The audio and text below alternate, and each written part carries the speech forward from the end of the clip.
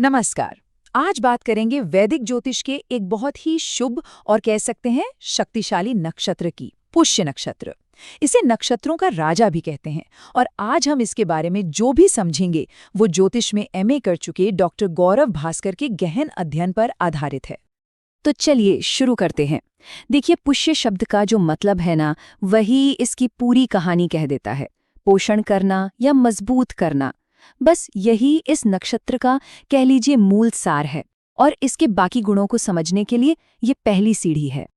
जैसा कि हम जानते हैं, वैदिक ज्योतिष में 27 नक्षत्रों का एक पूरा चक्र है। तो पुष्य इस चक्र में 8वें नंबर पर आता है और इसका ये स्थान, आप समझिए, ब्रह्मांडीय क्रम में इसकी एक बहुत ही खास भूमिका को दिखाता है। अच्छा, अब इसकी बुनियाद को समझते हैं। पुष्य नक्षत्र आता है कर्क राशि में, जो कि एक जल तत्व की राशि है, मतलब भावनाओं की गहराई, लेकिन इसमें पृथ्वी जैसी स्थिरता भी है। अब जरा सोचिए, जब गहरी भावनाओं पर एक स्थिरता का, एक ठहराव का कंट्रोल हो, तो क्या होता है? यहीं से जन्म होता है अनुशासन का। और इसीलिए इसकी जो मूल अवधारणा है वो है अनुशासन से विकास। अब इसकी ऊर्जा को अगर और गहराई से महसूस करना है तो चलिए इसके प्रतीक को समझते हैं। देखिए, प्रतीक जो होते हैं ना, वो अक्सर कहानी का सबसे बड़ा हिस्सा बयां कर देते हैं। और पुष्य का प्रतीक तो इसके स्वभाव को एकदम साफ कर देता है।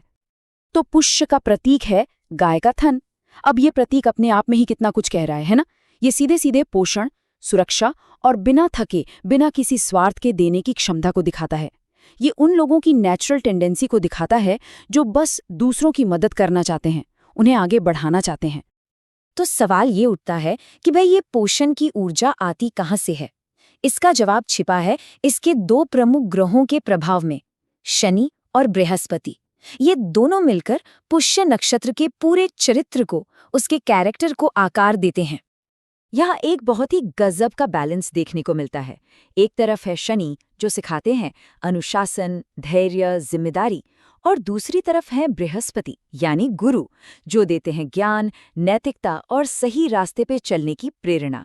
मतलब एक अगर सख्त टीचर है तो दूसरा एक समझदार गाइड।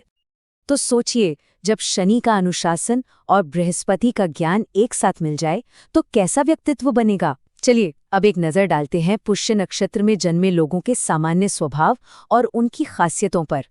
जो पुष्य नक्षत्र वाले लोग होते हैं ना, वो बहुत ही भरोसेमंद होते हैं, मेहनती और ईमानदार।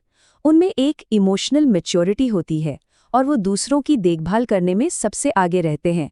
उनकी नैतिकता यानी एथिक्स काफ़ी मजबूत होते हैं और हाँ, उनमें दूसरों को सिखाने और गाइड करने की एक नेचुरल काबिलियत भी होती है। हाँ, लेकिन इन अच्छे गुणों के साथ कुछ चुनौतियां भी आती हैं, जाहिर है।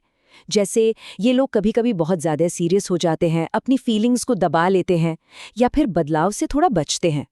और क्योंकि इनकी आदत होती है मदद करने की, तो ये अक्सर दूसरों की जिम्मेदारियों का बोझ भी अपने ऊपर उठा लेते हैं।